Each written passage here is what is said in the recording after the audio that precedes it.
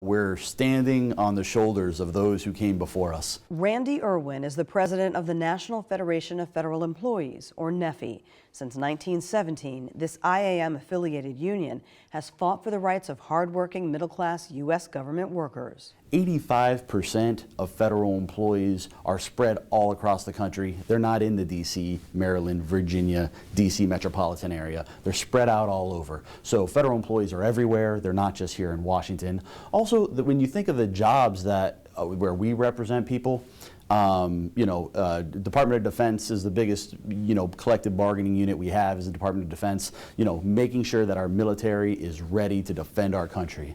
Department of Veterans Affairs, we have 50+ locations where we represent the people that care for veterans every single day, ensuring the security and integrity of the U.S. passport. It's our people that do that work.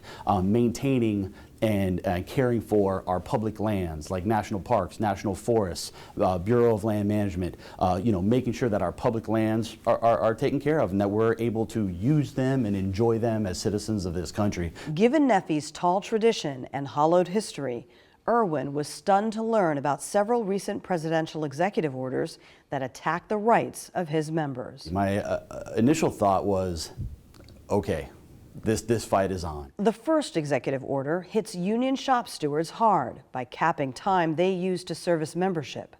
But Irwin says that crucial time should be left alone because it is really time that we spend representing people.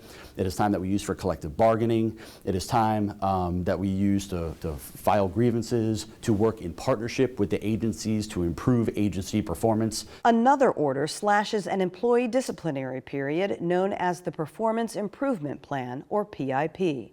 But Irwin disagrees and says, we want fair treatment in all cases, and we want to have some reasonable due process. According to NFFE, shorter PIP periods ultimately give managers more power to unjustly fire workers.